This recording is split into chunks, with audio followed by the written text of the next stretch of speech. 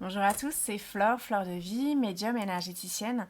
Je vous retrouve pour une 25e vidéo d'explication des runes. C'est un peu la vidéo bonus dont je vous avais parlé au départ. Parce que les runes, le foot arc-en-ciel qu'on utilise pour les guidances des runes, pour les tirages, elle comporte 24 runes. Les runes scandinaves en comportent 16. Mais on peut ajouter une rune que moi j'appelle la rune neutre, qui est aussi la rune blanche, la rune d'Odin. Donc voilà, c'est une rune qui n'a pas de gravure, qui n'a pas d'inscription, qui est du coup blanche. Euh, on l'appelle aussi la rune Weird. Weird, c'est le destin dans la mythologie scandinave, mythologie nordique. En fait, il est lié, ce destin, à trois femmes qu'on appelle les Nornes, qui sont des femmes d'âge différents. Alors on retrouve aussi cette symbolique des trois femmes, souvent avec des cornes d'abondance. Ce sont des femmes qui nourrissent des enfants dans la mythologie celtique, qui a été repris ensuite par les Gallo-Romains. Mais en tout cas, là, ces nornes nordiques, ce sont des femmes qui filent. Elles filent la trame du temps, la trame du destin, la toile du destin, la toile de Weird, que je vais vous montrer. Voici, ça c'est la trame de Weird. Donc on voit que finalement on a des fils qui sont joints les uns aux autres. Ce dessin, ce symbole, en fait, il contient toutes les runes. C'est pour ça qu'on dit que Weird, le destin, contient toutes les possibilités, contient le champ des possibles. Euh, c'est cette trame énergétique qu'on retrouve aussi dans d'autres cultures. Ça peut être la femme araignée pour les Amérindiens. Euh, Ça peut être cette symbolique des fils, de filets. C'est la trame aussi de la Maya chez les hindous. Donc c'est vraiment cette matérialité qui se manifeste. Euh, Quelles que soient les possibilités, les champs des possibles. Et finalement, ces fils, ce sont des fils d'énergie qui se densifient. Euh, on pourrait dire que ce sont nos pensées, nos paroles, nos actions qui se densifient de plus en plus. Euh, c'est notre énergie dans ce qu'on pense qui va ensuite être matérialisée. Pour moi, c'est aussi ce qu'on appelle la noosphère, euh, le, l'inconscient collectif, les égrégores de pensée, l'égrégore humain finalement, toute cette énergie latente qui est autour de nous, toutes ces pensées qu'on a tous les uns les autres qui n'attendent qu'à se matérialiser. Voilà, donc la toile de Weird, on peut voir, je vous laisserai, de toute façon je l'ai laissé suffisamment de temps dans la vidéo, on peut retrouver, s'amuser à retrouver toutes les runes. Voilà. Donc pour continuer sur cette rune d'Odin, quand on tire cette rune, finalement, ça va accentuer les autres runes ou les affaiblir, selon le tirage. En tout cas, c'est quelque chose qui est porté à notre attention. C'est un point de vigilance, cette rune d'Odin. Par rapport au destin, cette rune-là, tirer cette rune, ça peut annoncer la survenue d'événements inévitables, en positif ou en négatif. Donc c'est vraiment ça, le destin. Il y a des choses qui se produisent, ce qu'on appelle la fatalité, que notre mental ne peut pas comprendre, ne peut pas prévoir. Ça indique aussi le début de quelque chose ou la fin de quelque chose. On est toujours dans ces idées de cycle.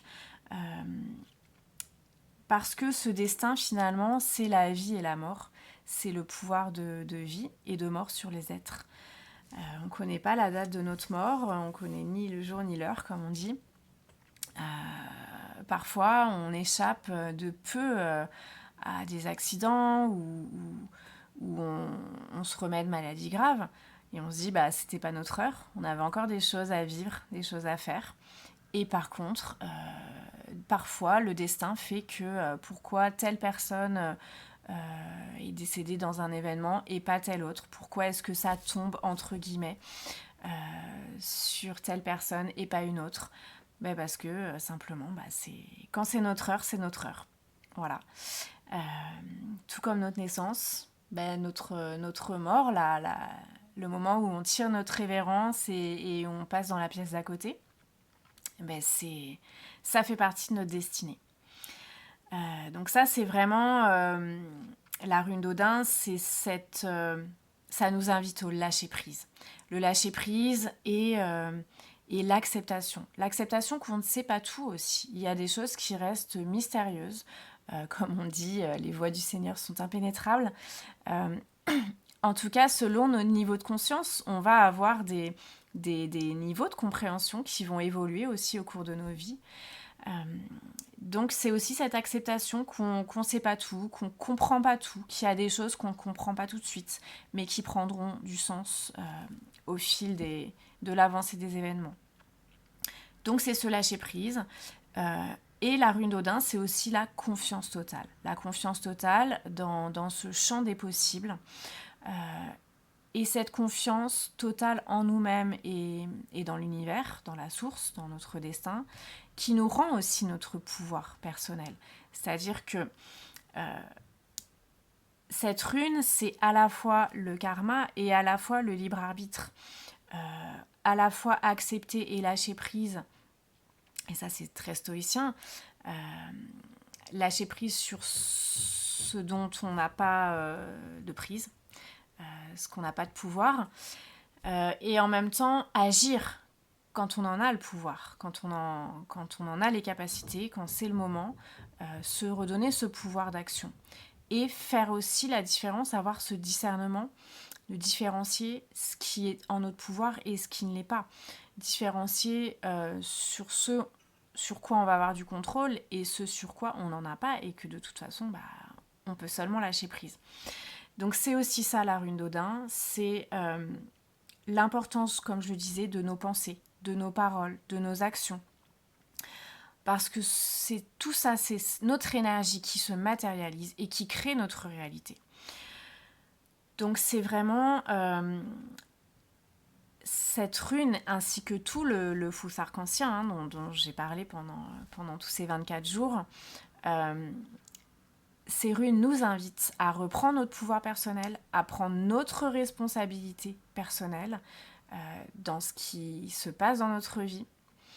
Et quand on a des événements inévitables qui sont annoncés par cette rune d'Odin, c'est finalement ok, reconnaître notre part de responsabilité dedans. Si on ne la voit pas, parce qu'il y a encore des choses qui sont cachées à notre conscience par rapport à notre niveau de conscience, c'est accepter ce qui se passe pour pouvoir mieux rebondir et pour pouvoir mieux agir de façon juste.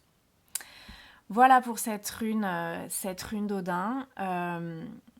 J'avais dit aussi que, sur les propositions de Chris Mo, que je vous expliquerais un petit peu comment tirer les runes. Donc je vais vous parler de 3 tirages. Comme vous avez vu, moi quand je tire les runes, je le fais vraiment à l'intuition. Donc ça va dépendre des fois. Des fois je tire 2 runes, des fois c'est 3, des fois c'est plus. Donc je me laisse vraiment inspirer par cette sagesse des runes, mais quand on commence, c'est pas forcément évident de savoir comment se laisser guider par les runes. Du coup, déjà il y a des livres qui existent, il y a tout un tas d'informations sur internet. Comme toujours, on est invité au discernement, c'est-à-dire que ce qu'on peut lire, ce qu'on peut voir, il va être important de le passer au filtre de notre cœur, de notre guidance intérieure, de notre GPS intérieur et personnel. Donc il y a des choses qui vont nous parler, il y a d'autres qui vont moins nous parler. En tout cas, moi, pendant ces 24 jours-là où je vous expliquais une à une les runes, j'ai été appelée à m'acheter un livre qui est celui-ci, je vais vous le montrer. Alors je ne sais pas si où est-ce que vous pourrez le trouver en commande. C'est un monsieur qui habite à Lyon. Voilà, ce monsieur-là. Et j'ai trouvé ce livre, c'est une auto-édition. J'ai trouvé ce livre dans une librairie, la librairie Cadence, dans le Vieux-Lyon, que je conseille à toutes les personnes qui passent dans le coin, parce que c'est vraiment une mine d'or. Il y a énormément d'informations sur énormément de sujets. Dorian qui tient la librairie est absolument adorable et vraiment une très belle énergie. Et donc il m'a montré ce qu'il avait en livre sur les runes et tout de suite ce livre m'a beaucoup parlé. Je vous en parle parce que c'est aussi une très belle énergie dans ce livre. Il y a énormément d'informations sur l'historique des runes, sur la symbolique, en lien avec aussi d'autres systèmes d'information qui sont le Yiking, le tarot, l'astrologie. Enfin, vraiment, ça synthétise beaucoup d'informations et l'avantage dans ce livre, c'est que ce monsieur est aussi anglophone. Du coup, il a synthétisé des informations en français et en anglais. Ce qui n'est pas toujours le cas dans les livres francophones où c'est seulement des informations tirées des sources francophones. Donc là, un petit plus. Et à la fin, Eric, donc ce monsieur qui a écrit le livre, nous parle de différents tirages. Moi, je vais vous parler des tirages que je connais et puis ensuite, je vous inviterai à faire vos propres recherches, que ce soit dans ce livre ou dans d'autres sources. Ce qui est important, comme dans toute chose, c'est la pratique. Et ça, c'est extrêmement important avec les runes. Parce que plus on va tirer les runes, plus on va s'imprégner de leur énergie, plus ça va être clair, fluide. C'est finalement apprivoiser les runes, mais se laisser aussi apprivoiser par elles. Je le vois vraiment comme ça parce que nous, on est des canaux, hein, finalement. Tout le monde est canal, tout le monde peut canaliser n'importe quelle énergie. Il s'agit toujours d'être vigilant sur ce qu'on laisse passer à l'intérieur de notre canal. L'énergie des runes, elle n'est pas évidente. Au départ, c'est pas quelque chose de facile parce que de par le nom, hein, rune, comme je vous ai expliqué, ça veut dire secret, ça veut dire mystère. Et ça prend un certain temps pour être accepté par les runes, pour rentrer dans leur mystère, pour que finalement elles acceptent de nous transmettre leur sagesse. Ça demande beaucoup d'humilité, c'est comme tout. Comme je disais, humilité, persévérance et de l'entraînement. Mon intuition première qui était de vous parler d'une rune chaque jour en commençant par le premier jour du mois, elle a été confirmée dans ce livre-là. Lui aussi, il conseille si on veut se mettre aux runes, d'étudier une rune par jour ou même une rune par semaine sur 24 semaines et de commencer par le premier jour d'un mois. Donc c'est vraiment quelque chose que je vous invite à faire. Si vous n'avez pas vu mes vidéos une par jour en commençant par le premier du mois, c'est quelque chose qui peut être pas mal parce que voilà, ça met vraiment dans une... Ça permet vraiment de se connecter à l'énergie des runes. Comme on dit, traditionnellement, une habitude, elle se prend en 21 jours, en 3 semaines. Là, il y a 24 runes. Donc voilà, on est rentré dans cette dynamique.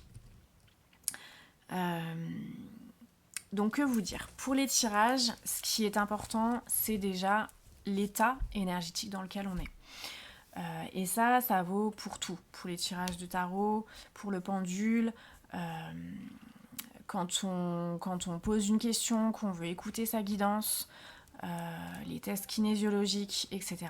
Tout ça, n'importe quel instrument de radiesthésie qu'on utilise ou d'oracle, il est important d'être centré. Donc moi, ce que je vous conseille, c'est l'ancrage rapide. Ça, on peut trouver différentes méthodes. Chacun trouvera sa méthode. En tout cas, se recentrer en soi, comme si on allait rentrer en méditation. Avoir l'intention de s'ancrer, l'intention de se connecter à la terre, mère, à la source, au cœur de la source, et de fusionner ces énergies en nous et d'être centré sur notre cœur, sur notre chakra du cœur. Ça, c'est la base pour être dans un état d'esprit serein, détaché de toute attente par rapport aux résultats. Dans cette neutralité, dans ce lâcher-prise, d'être simplement à l'écoute et de laisser venir les messages qui doivent nous venir, nous parvenir en ce moment, en ce lieu, de façon juste. On peut se connecter aussi si on est proche de la mythologie nordique et si ça nous parle, on peut se connecter à Odin et à Freya. Odin, c'est donc ce dieu qui par son sacrifice, entre guillemets, a pris conscience de cette sagesse des runes, a reçu cette sagesse des runes. Voilà, dans la mythologie, symboliquement, c'est ça. Freya, c'est la déesse de l'abondance, c'est la déesse de la beauté, de la joie. C'est un peu Lakshmi nordique.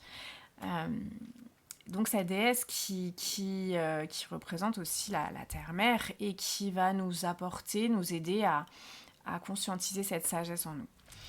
Donc se connecter à Odin et Freya, ça peut être quelque chose qui vous parle.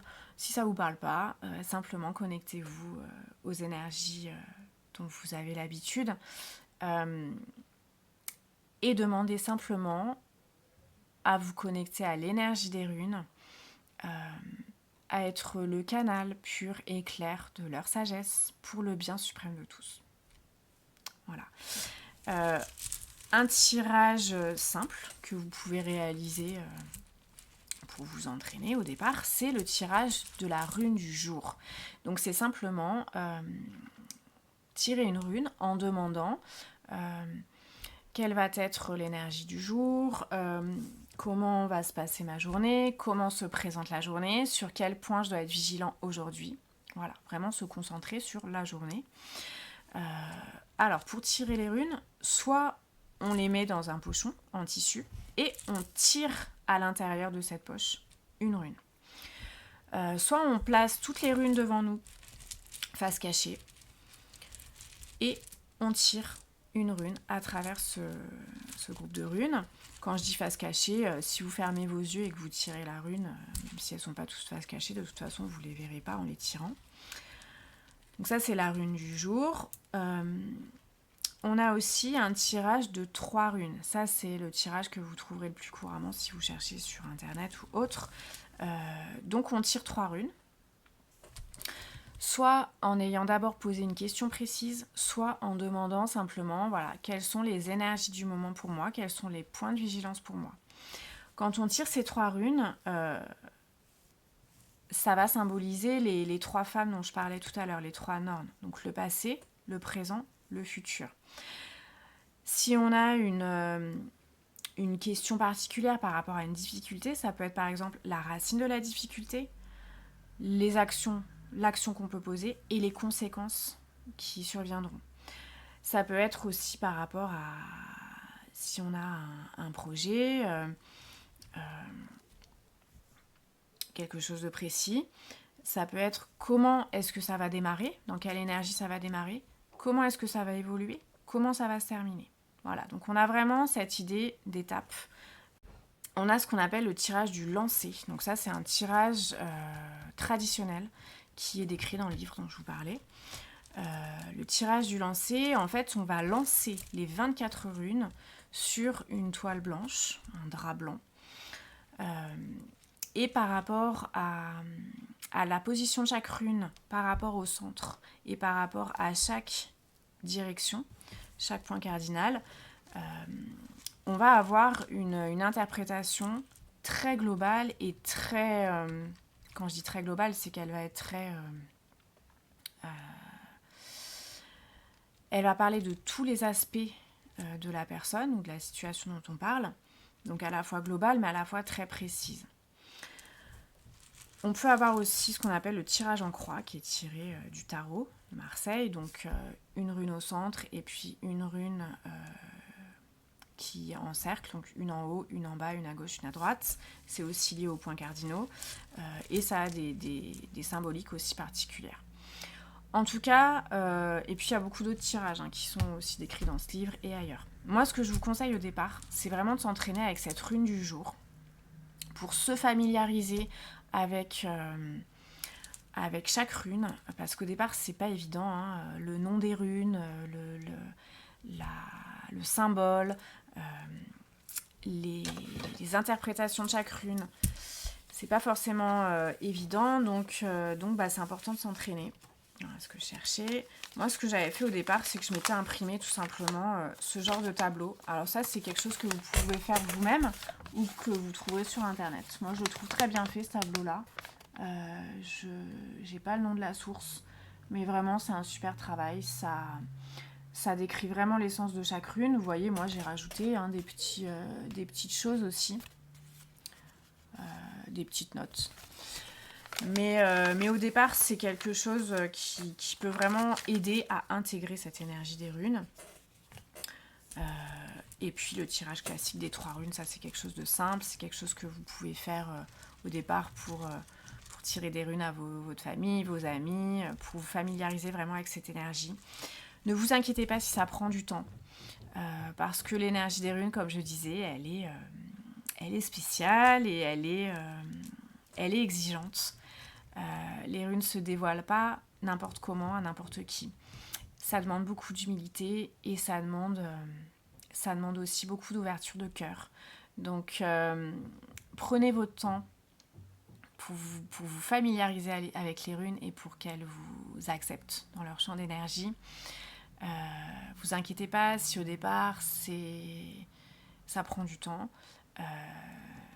Les choses se feront au moment où vous êtes prêt. Et comme je l'ai déjà dit, quand vous commencerez à percevoir les runes autour de vous, dans les enseignes, dans les... Je rigole parce que là je regarde, j'en vois encore une là. Dans les arbres, les éléments de la végétation, les logos, voilà. Ça voudra dire que les runes commencent à vous parler et que là, elles vous demandent de vous y mettre. Donc je vous souhaite une très très belle familiarisation avec les runes. C'est vraiment une énergie très puissante. Faites-en bon usage, toujours avec le cœur, toujours pour le bien suprême de tous. Et je vous souhaite vraiment des belles aventures avec les runes parce qu'elles sont formidables. Je vous souhaite une très belle journée et je vous dis à très bientôt.